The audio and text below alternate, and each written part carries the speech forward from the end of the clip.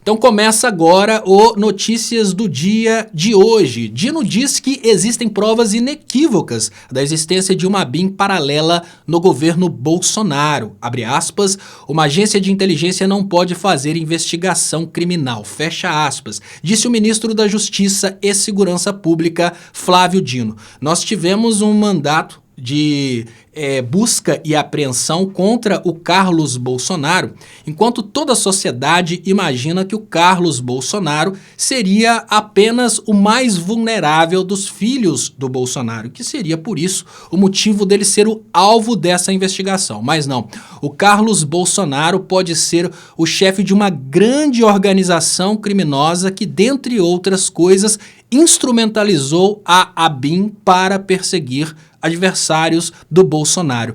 Essa organização criminosa, sendo toda investigada em conjunto, dá condições para que as pessoas envolvidas sejam condenadas pelo crime de organização criminosa que bota gente na cadeia por muito tempo e sem direito à saidinha. Agora, a coisa mais interessante é que se já existem provas inequívocas, por que a Polícia Federal foi para a casa do Carlos Bolsonaro procurar mais provas? E aí nós temos essa notícia aqui. Polícia Federal suspeita de vazamento em operação contra Carlos Bolsonaro. Existem duas possibilidades de leitura para esses vazamentos dos dados da operação que faria a busca e apreensão do Carlos Bolsonaro. Uma delas é que a família Bolsonaro, mesmo depois de perder o poder, teria pessoas dentro da Polícia Federal e para isso a gente precisaria acreditar que a Polícia Federal não se conhece a ponto daquele grupo que está investigando esse caso não conhecer os demais participantes e não saber que tem um bolsonarista ali. Eu não acredito nisso. Eu acredito na segunda possibilidade, de que sabendo que o Carlos Bolsonaro e o resto da família Bolsonaro entrariam em desespero por causa dessa ordem de busca e apreensão, a própria Polícia Federal vazou a informação para que os bolsonaros fugissem para destruir provas. A crença que eu tenho é que neste momento a Polícia Federal está produzindo provas de que a família Bolsonaro saiu para destruir provas e possibilitar com isso uma prisão preventiva. Por quê? A destruição de provas, a obstrução da justiça, dá condições para que a família Bolsonaro seja presa agora, nesse momento. Agora, encontrar provas na casa do Carlos Bolsonaro só vai servir para provas do processo, que significa que o Bolsonaro e sua família só poderiam ser presos lá no final, depois do trânsito julgado, coisa que pode demorar mais de 10 anos. Então a opinião que eu tenho é que a Polícia Federal estressou a família Bolsonaro para que eles entrassem em pânico, fossem todos para o barco para julgar provas no oceano e podem ter certeza que se foi isso que aconteceu, a Polícia Federal preparou formas de filmar e gravar que eles estavam ali destruindo provas. Sobre essa questão da interferência estranha na ABIN, o Planalto decide a demissão do número 2 da ABIN. O presidente Lula já havia afirmado nessa terça-feira que não havia clima para a permanência de Alessandro Moretti após acusações de envolvimento na ABIN paralela de ramagem. Então agora é mais um que rodou da ABIN. É lógico, algumas pessoas, como por exemplo o Reinaldo Azevedo, pensam inclusive que o presidente Lula deveria acabar de vez com a ABIN. Eu acho que não é assim, eu acho que a coisa agora é avaliar quais são as pessoas confiáveis para ficarem realmente na ABIN, porque simplesmente acabar com a ABIN poderia colocar o Brasil em vulnerabilidade. E nós somos um país que agora está voltando a industrializar, que agora está voltando a focar no desenvolvimento de altas tecnologias, inclusive produção de navios, encontramos mais petróleo, não dá para ficar sem uma agência de investigação e inteligência, desde que ela não esteja contaminada por interesses internacionais ou até por interesses internos. Lembrando que essas investigações agora apontam para o fato de que a família Bolsonaro arquivou dados de 30 mil autoridades brasileiras em Israel, que mostra que há sim uma conexão desses fatos com interesses internacionais. Então tá aí Casa Civil confirma exoneração do número 2 da ABIN.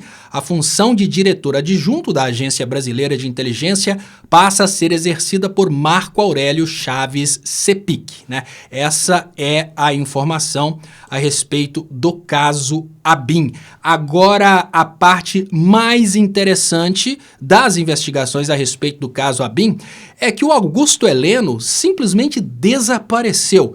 Ele usou uma técnica que é muito bem conhecida, que é a técnica Aécio Neves. É aquela técnica de fingir que você nem existe mais, exatamente para que ninguém lembre de você. O Augusto Heleno está muito quietinho, mas não adiantou. Já foi intimado pela Polícia Federal para depor no inquérito sobre espionagem ilegal da ABIN. A Alana trouxe uma dúvida das pessoas a respeito do Augusto Heleno ter foro privilegiado no Tribunal Militar, mas não. Quando um processo está correndo no STF, não interessam os outros fóruns, porque o STF é a instância máxima do Poder Judiciário brasileiro. Então, se está correndo nas mãos do ministro Alexandre de Moraes o processo, sempre vai acontecer por ali. Tudo que for relacionado ao caso ABIN está na investigação do órgão máximo, então não tem foro privilegiado abaixo do STF.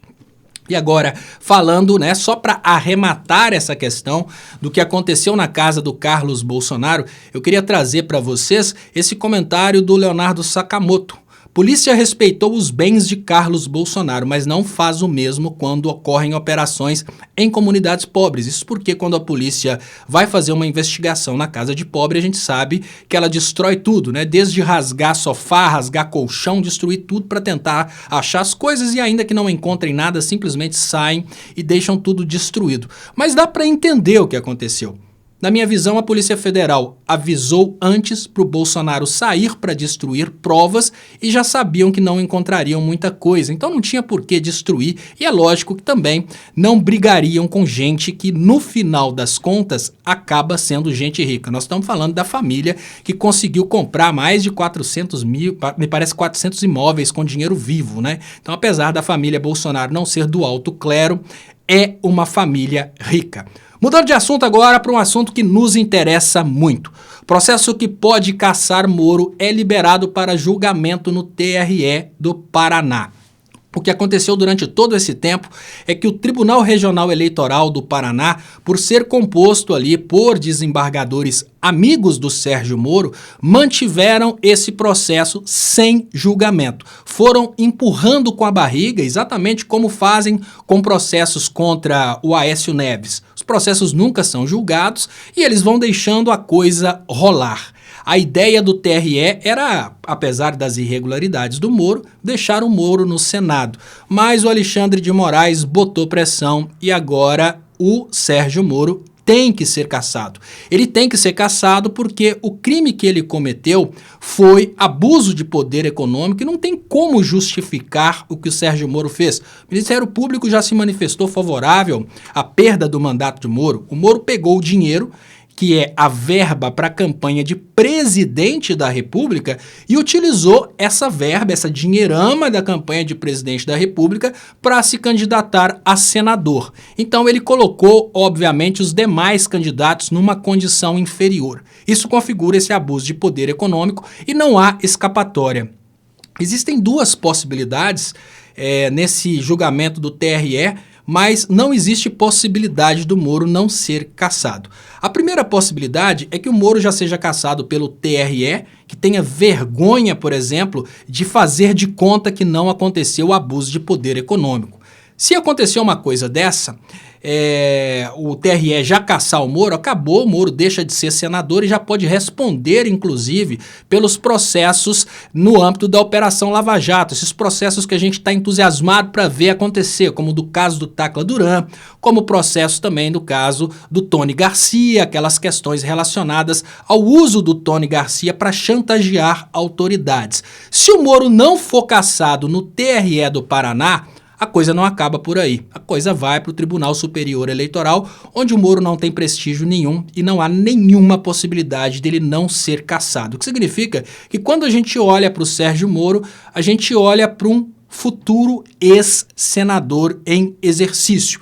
E quando a gente olha para o Sérgio Moro como ex-senador, a gente olha para um Sérgio Moro respondendo por processos relacionados aos seus crimes cometidos no âmbito aí da Operação Lava Jato, como a venda de sentenças, que foi a denúncia do Tacla Duran, e como também chantagem de autoridades, como é o caso denunciado pelo Tony Garcia. Tudo isso já está no STF, o que significa que não vai ser fácil para o Sérgio Moro escapulir desses processos, como ele sempre fez quando esses processos eram denunciados ali no âmbito do TRF4, onde o Moro tem muita influência.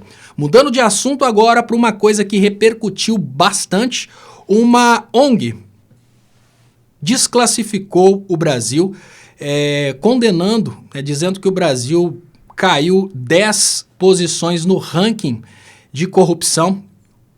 Em outras palavras, que o Brasil ficou mais corrupto por causa das indicações do Dino, do Zanin e do Gonê. Essa instituição, que é a Transparência Internacional, é uma instituição que, apesar de não ter nenhuma relevância entre os fazedores de política e os investidores, é uma instituição que é utilizada por outras ONGs aqui no Brasil, por exemplo, como o MBL, e até mesmo por emissoras de televisão, para dar um ar de autoridade ao que essa ONG está falando. Esse tipo de ONG, essa Transparência Internacional, a Heritage Foundation e outras ONGs liberais já foram utilizadas para desequilibrar governos de esquerda, inclusive no Brasil, quando a gente via o MBL, garotos que sabiam tudo de economia, dando aula de economia para a gente há pouco tempo atrás, lá no impeachment da Dilma. Eles sempre citavam Escola Austríaca de Economia, citavam Transparência Internacional, citavam o Índice de Liberdade Econômica da Heritage Foundation. Essas ONGs não são instituições que fazem um trabalho sério de avaliação de risco dos países, até porque as instituições que avaliam o risco econômico só estão melhorando as condições do Brasil. Essas instituições, elas servem exatamente como endosso ao discurso. É a mesma coisa de quando uma pessoa fala com você que viu na Globo para dizer que é verdade. Nesse momento, o MBL fala, olha, o Brasil caiu aí no ranking da corrupção, e quem falou isso foi a ONG Transparência Internacional. Mas o que é a ONG Transparência Internacional? Nada mais, nada menos que uma Jovem Pan Internacional. É um MBL internacional que tem ideologia e, uma vez que fala coisas como essa, serve como fomento para a oposição atacar o governo. E aí eu trago para vocês um exemplo. Moro cita Transparência Internacional para atacar o governo Lula e toma invertidas nas redes. É exatamente isso. Essas ONGs, elas trabalham exatamente para entregar para os liberais brasileiros argumentos para falarem mal do governo em exercício. Esse foi o resumão de notícias de hoje. Eu agradeço a todos vocês pela participação. Quem ainda não é inscrito aqui no canal, o Leonardo Estopa, inscreva-se. Por favor, convide amigos para crescer o canal.